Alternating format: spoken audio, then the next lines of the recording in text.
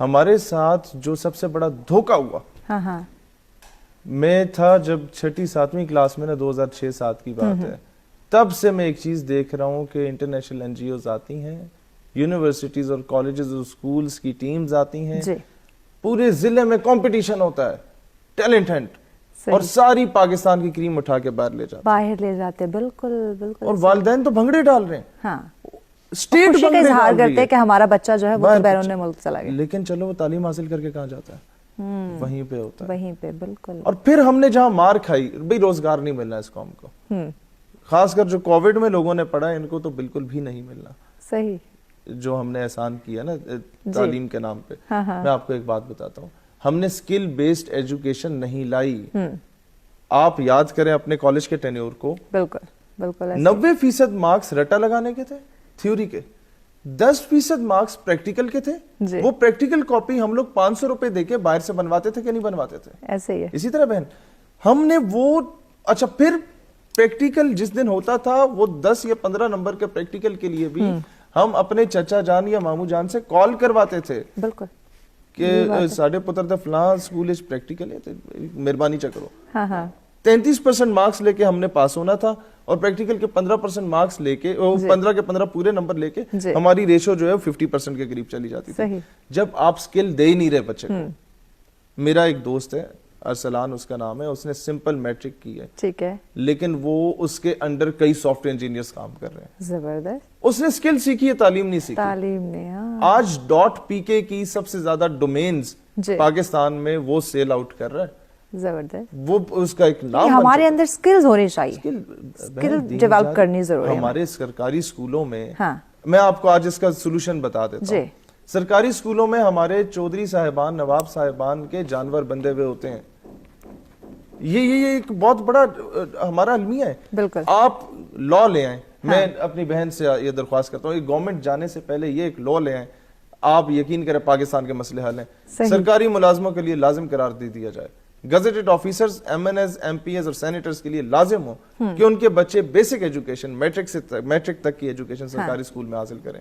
غریب کسان مزدور ہاری کے بیٹے کے ساتھ آٹومیٹیکلی ایم این اے کال کرے گا کہ پرنسپل صاحب میرے بیٹے کو فلوئنٹ انگلش نہیں آتی، پرنسپل صاحب میرا بیٹا جو ہے وہ صحیح طریقے سے ابھی کلمہ نہیں پڑھ پا رہا. تو جب پرنسپل صاحب فوکس کریں گے نا ایم این اے صاحب کے بیٹے پہ، تو 40 اور بچوں پہ بھی فوکس ہو جائے گا. ایگزیکٹلی. اور جب یہ دیہڑی دار کا بچہ غربت دیکھنے کے بعد مین سٹریم میں آتا ہے، اسے پتا ہے غریب کا دکھ کیا ہے. یہ کہ جب ہمارے کسی اسٹیٹ منسٹر کو ہیوملیٹ کیا جاتا ہے انٹرنیشنل ایئرپورٹس پہ، تو وہ میری بھی ہیوملیشن ہوتی ہے، because I am Pakistani, not because کہ I am from the opposition. کہ دنیا میں اپنی عزت بحال کرنی ہے، قوم کی دختر کی عزت بحال کرنی ہے، قوم کو آپ نے اگر اپنے قدموں پہ کھڑا کرنا ہے، کسی کی ڈکٹیشنز نہیں لینی، تو آپ کو قرضوں سے پاک کرنا پڑے گا. بالکل ایگزیکٹلی. کہ وہی کیے کہ بندہ جب ریٹائر ہوتا ہے 1 سال کے لیے اس پہ پابندی لگاؤ یا 2 سال کے لیے ملک سے باہر نہیں جائے گا. گورنمنٹ میں ٹینیور کمپلیٹ کرنے کے بعد باہر نہیں جائے گا. اس کے موبائل فونز لیں، اس کی بیگم صاحبہ کے موبائل فونز لیں، اس کے بچوں کے موبائل فونز لیں، بینک اکاؤنٹس دیکھیں، اس کے فرنٹ مین کے بینک اکاؤنٹس دیکھیں کہ بھائی جو 20 کروڑ کا آپ نے ٹھیکہ لیا 6 کلومیٹر کی سڑک بنانے کے لیے، اس پہ 2 کروڑ خرچ ہوئے، باقی کا 18 کروڑ کدھر ہے؟ کہاں گیا؟ وہ جو آرتی والی بات کر رہے ہیں نا، یہ آرتی ادھر بھی بیٹھے ہوئے ہیں، جو 3rd بیٹھا ہوا ہے نا، وہ ٹھیکیداری کے پیسے کھانے والا. کتنا وزیر صاحب کی جیب میں جاتا ہے، کتنا سیکرٹری صاحب کی جیب میں جاتا ہے، کتنا ٹھیکیدار، کتنا فرنٹ مین، کتنا ڈیل کرانے والے کے. یہ قانون لے آئیں بہن، بالکل اس کو امپلیمنٹ، حالات خود بخود انشاءاللہ بدل جائیں گے. غداریاں ختم ہیں، کرپشن ختم ہے، قرضے ختم ہیں. کچھ سجیشنز دینا چاہتا ہوں گورنمنٹ کو کہ اگر اس کو امپلیمنٹ کیا جائے تو شاید پاکستان کے حالات بہت بہتر ہو سکتے ہیں، قرضہ اتارا جا سکتا ہے. سب سے پہلی چیز یہ ہے کہ آپ کے پڑوسی ملک میں جو ہمارا بہترین دوست ہے چائنا، 125 کروڑ کی آبادی ہے، انہوں نے اس آبادی کو اپنے اوپر بوجھ نہیں سمجھا، بالکل ایسے انہوں نے اس کو یوٹیلائز کیا، انٹرنیشنل مارکیٹ بنا لی، اور ہر گھر میں چھوٹی چھوٹی صنعتیں، کاٹیج انڈسٹریز، اور وہ افرادی قوت کو جب یوٹیلائز کیا جاتا ہے بہن، تب جا کے پوری دنیا میں سینٹرل ایشین اسٹیٹس کو الگ وہ اپنا میٹیریل پرووائڈ کرتے ہیں، میڈل ایسٹ کو الگ پرووائڈ کرتے ہیں، یورپ کے لیے الگ کلاس رکھی ہوئی ہے، ہم لوگوں کے لیے الگ کلاس رکھی ہوئی ہے کہ جو بندہ جتنا افورڈ کر سکتا ہے اسے اس لیول کی چیز بیچے. پاکستان میں آپ گلگت جائیں، کشمیر جائیں، ایک تو اخلاق بہترین ان لوگوں کا، کردار بہترین ان لوگوں کا, اور اللہ نے وہ انہیں صلاحیت عطا کی ہے, لیکن وہ یوٹیلائز کیسے نہیں ہوتی. وہاں ہینڈ میڈ شالز ہیں جو 800 سے لے کے 1200 روپے میں بکتی ہے, ایسے ہی اس پہ ایک بڑی کمپنی کا ٹیگ لگ جاتا ہے, اور ہمارے اسلام آباد میں بکتی ہے تو 12,000 روپے کی. ایگزیکٹلی. اب اس کو اگر بہترین طریقے سے آپ پیک کر کے برطانیہ میں یا دبئی میں بیچنے بہن, وہ 40 سے 60,000 کے درمیان ہینڈ میڈ چیز بکتی ہے. اس سے جو زر مبادلہ آتا ہے وہ اس سے اسٹیٹ کو بھی فائدہ ہے, آپ کے گلگت کے اے جے کے لوکلز کو بھی فائدہ ہے. بالکل ایسے. تیسری سجیشن یہ ہے کہ ہم لوگوں نے بی پاکستانی بائی پاکستانی کا ٹرینڈ ہی ختم کر دیا. ہم لوگوں نے آپ دیکھیں پاکستان کے پاس مختلف ٹیلی کام نیٹ ورکس ہیں, روزانہ کے اربوں روپے روزانہ کے ملک سے باہر جا رہے ان ملکوں میں جن کی کمپنیز یہاں پر کام کر رہی ہیں. آپ کی اپنی ایک موبائل ٹیلی کام کمپنی ہونی چاہیے, ہے پاکستان کی اسٹیٹ جس کو اون کرے صرف وہی چلے. دبئی میں اتصالات چلتی ہے, سعودیہ میں ان کی اپنی چلتی ہے, امریکہ میں ان کی اپنی چلتی ہے. ہم لوگوں نے اتنا زیادہ جو کیا ہے, پھر اس سے وہ ٹیکس ہمیں مل نہیں رہا, اور مطلب ٹیکس اس نوعیت کا نہیں مل رہا کہ ہم لوگ اپنے قدموں پہ کھڑے ہو سکے.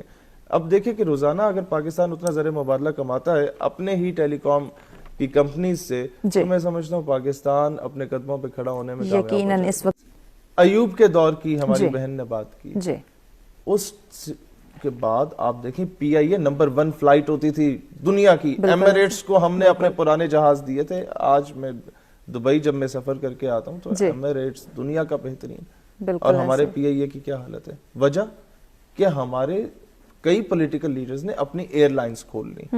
اب بجائے اس کا معیار بڑھایا جاتا, پی آئی اے کا معیار گرا دیا گیا. صحیح. اب یہاں پر آ کے ہم لوگ اپنے ذاتی مفاد کے لیے اسٹیٹ کو نقصان پہنچا. اسٹیٹ کے جو ادارے کام کر رہے ہیں معیشت پہ, انہوں نے کون سا ماڈل دیا ہے قرضے اتارنے کا.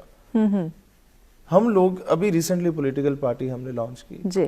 ہم نے کہا کہ ایک تو اس کا جو ٹیکس ہے نا وہ غریب پہ اتنا بوجھ نہ ڈالیں, اس کے علاوہ بھی نکالا جا سکتے ہیں کیسے. آپ 10 کروڑ سے زائد اثاثہ جات رکھنے والے لوگوں پر یہ لا بنا دیں کہ ونس ان یور لائف آپ کا کل اثاثہ جات کا آپ اربوں روپے کی مالیت کے مالک ہیں, خربوں کے ہیں, کروڑوں کے, 10% ریاست کا ہے. ودن اے منتھ آپ قرضے اتار سکتے ہیں. اب میں آپ کو بتاتا ہوں ماڈل امپلیمنٹ جرمنی میں اس وقت حالات وہ کہ جو امیر ہے وہ امیر سے امیر تر ہوتا جا رہا ہے, غریب غریب سے غریب تر ہوتا جا رہا ہے. یہ ماڈل بہن امپلیمنٹ ہوا جرمنی میں آفٹر ورلڈ وار 1.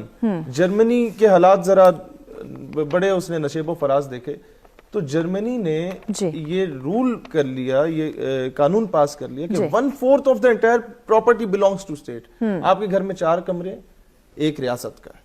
آپ کے گھر میں 4 کپڑے کے جوڑے, 1 جوڑا ریاست کا ہے. زبردست.